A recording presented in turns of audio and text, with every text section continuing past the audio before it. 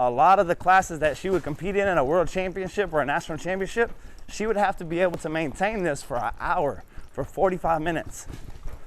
And then the other thing is, if you want to slow them down, that's when you might tip their nose inward, inward, inward.